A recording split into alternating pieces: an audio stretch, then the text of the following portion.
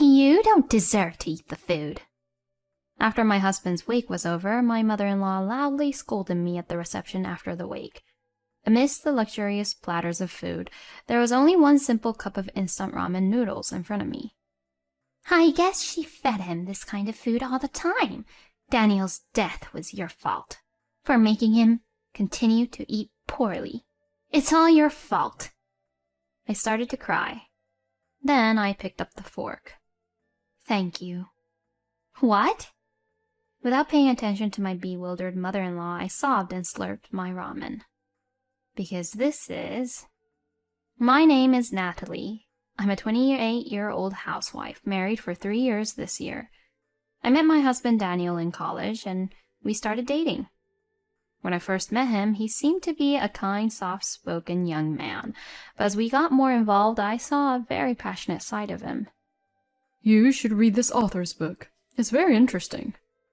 You're lending it to me again? I'll look forward to reading it.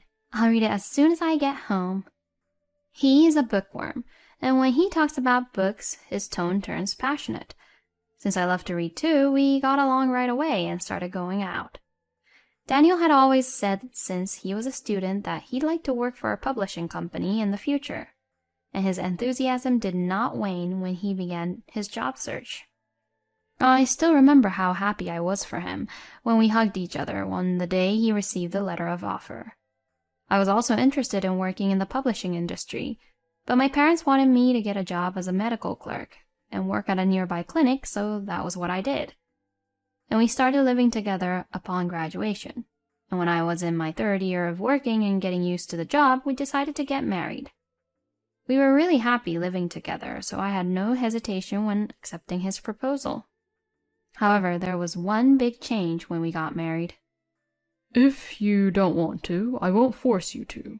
But can we live with my mother? Daniel made this suggestion apologetically at the dinner table. Daniel's father had passed away in a car accident when he was in high school, so his mother now lived by herself. Daniel also has an older brother, Kevin, but he and his mother don't seem to get along well, and he left home as soon as he started college. Okay, I'm sure your mother would be worried about living alone forever. I was a little hesitant, but gladly accepted. I had seen my mother-in-law several times since I visited Daniel's parents' house, and she had been kind to me, so I wasn't too worried about living with her. Besides, I knew that Daniel loved his mother very much, and often contacted and visited her, so I kind of expected that he would ask about living with his mother, taking into account the situation. We moved out of the apartment we were living in and moved in with his mother. At the time, I thought that we would begin a happy life together with my husband, who cherishes his family, and my mother-in-law, who is kind to me. However, my hopes were dashed as soon as we moved in together. Why is dinner so late? Make it by 6 o'clock. I usually go to bed early, but I have to work until 5.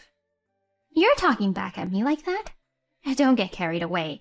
You're just as slow as your parents. I'm sorry. When we started living together, my mother-in-law's attitude changed drastically. In front of Daniel, she acts nice to me, but when he is away from home, she starts to bully me.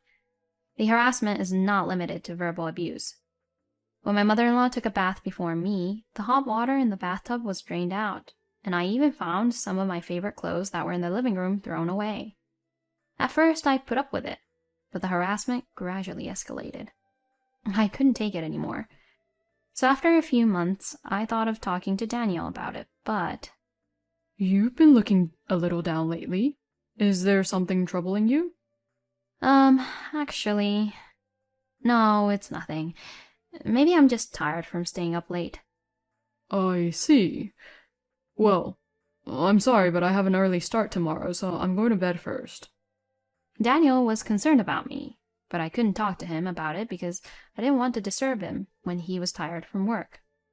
He was assigned to the editorial department, which was said to be one of the busiest in the publishing company, and there were many days when he was so busy with work that he couldn't come home. This was especially true during the busy season. Sometimes he would come home in the middle of the night, but he would fall asleep immediately and go to work early in the morning with a change of clothes.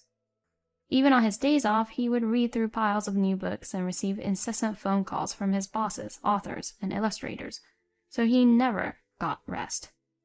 Even so, he did not complain, and in fact, he seemed to be doing his best, but the dark circles under his eyes were getting darker day by day. If I put any more pressure on Daniel, he would break down. With this thought in mind, I was careful not to let Daniel know about it, no matter how harsh my mother-in-law was to me.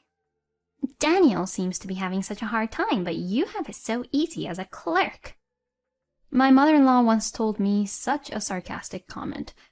It's true that my job is easier than Daniel's, but it's hard work to learn technical terms and deal with complaints. Besides, I didn't want my mother-in-law to say that to me, of all people. My mother-in-law has been a housewife since she got married, and still lives on her inheritance and pension. In addition, she is always complaining about my housework, but never tries to do anything at home herself. She spends all day watching TV and going out to lunch with her friends. Does she think I'm her free housekeeper? When I came home from work and hurriedly started to prepare dinner, my mother-in-law wouldn't leave the TV, and to top it off, she started complaining about it. The exhaust fan is making too much noise. I can't hear the TV. I can't turn it off, even if she says so. I went to a buffet lunch today, and I'm full, so I don't need dinner. Daniel can't come home either, can he? Well, why don't you just skip your meal today? Skipping once wouldn't hurt. You have a job that doesn't require to move anyway. How selfish of her. I bit my lip, unable to say anything out loud. In the end, I decided to heat up a frozen prepared meal alone that day. At least if Daniel was there. I tried to be patient, but his work had become even busier than before. His working environment had become more and more demanding, with a new boss who pushed him too hard, and a colleague who suddenly quit because he could no longer stand the overwork. He said he only gets a couple of hours of sleep every night. I was exhausted by my mother-in-law's harassment, but I was determined to support him as much as I could as his wife. On days when he came home late, I cooked a well-balanced dinner that was easy to digest and put a relaxing aroma in the bedroom. As a wife supporting her husband, none of these things were special, but Daniel seemed to realize my efforts. I also kept a spare of Daniel's favorite items, from cups to socks, and replaced them with new ones as soon as they broke. Recently, perhaps due to fatigue, he has been dropping cups and forks in his hands, and when I immediately offered him the same cup that broke, he was surprised. Wow, you've been ready. I'm so thankful for you always taking care of me, even though I haven't been available at the house. He looked apologetic, but also looked sincerely pleased. It's okay, but don't overdo it. Your body is the most important thing. Thank you. I heard that there are plans to increase the number of staff in 6 months, so when that happens, we should go on a trip together. I was so happy to hear such a suggestion from Daniel, who was busy with his work, that I almost cried. And since we hadn't had any time alone without my mother-in-law for a while, I made up my mind to endure this life, looking forward to the trip. But that trip never came to be. The next week, around 2 a.m., my phone rang. Your husband collapsed and was taken to the hospital. What? Hospital? My mind went blank, and I felt my blood drain away quickly. After hearing the name of the hospital from his boss on the phone, I woke up my mother-in-law and headed for the hospital in my pajamas. I jumped out of the cab and rushed to the hospital, where I was told that Daniel was being treated in the ICU. According to Daniel's supervisor in the waiting room, a security guard found him collapsed at work and called an ambulance. He was working alone in the middle of the night, which delayed the discovery. The doctor came out of the treatment room shortly afterwards, and my mother-in-law and I crowded around him as we demanded an explanation. The doctor's diagnosis was that he had suffered a stroke, probably caused by overwork. Doctor, will my husband recover? He still has a beating heart, but honestly, the situation is very difficult. I am so sorry. He said that since his symptoms were so severe, maybe he had been feeling numbness in his limbs, on a regular basis. Come to think of it, that's why he used to drop his forks and cups so often. I blamed myself so much for not noticing the signs that I slumped down on the spot and couldn't move for a while. Please, Daniel, wake up. I prayed desperately for Daniel's recovery, but he did not wake up and passed away a few days later. I couldn't believe Daniel was gone that I could hardly eat. Still, I felt I had to fulfill my role as a wife, and together with my mother-in-law we prepared for the funeral. My mother-in-law seemed equally sad, but she kept venting her pain on me. My son died because you didn't take care of him.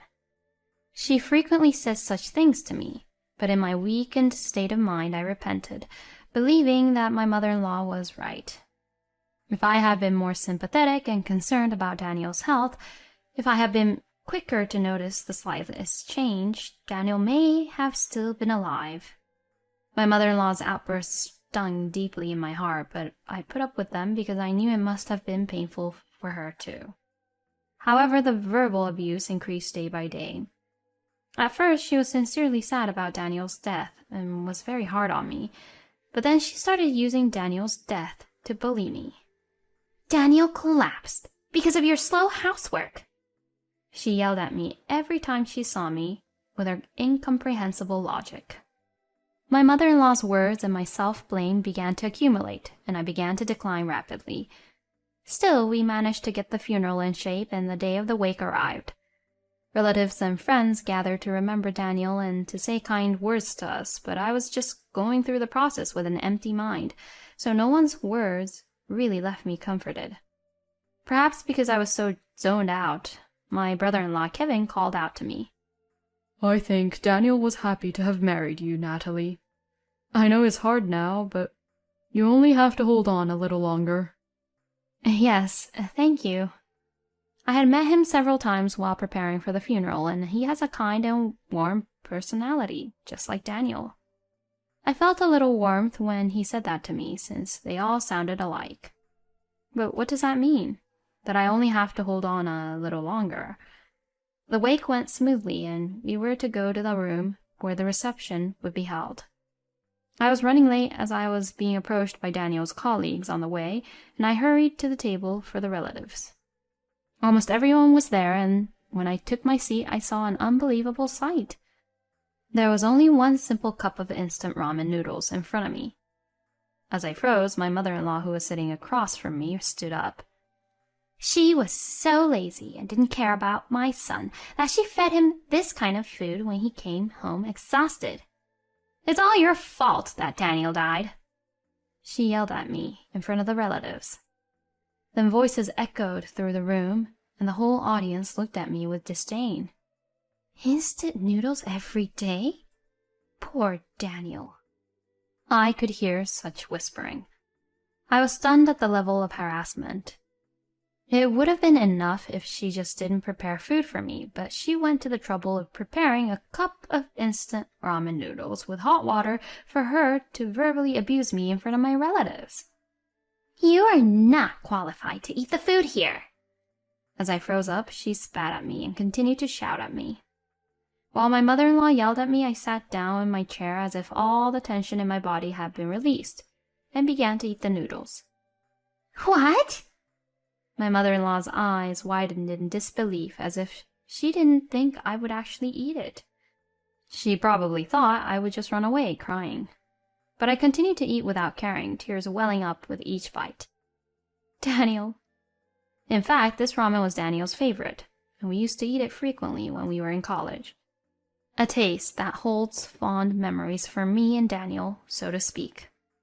Before I got a job, I recall Daniel saying, I'm sure I'll be busy when I join the publishing company, so I'll always have to have this on hand, while slurping his noodles happily.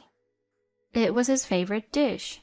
So, even after we got married, I always had it in the pantry, but I rarely served it at meals out of concern for Daniel's health.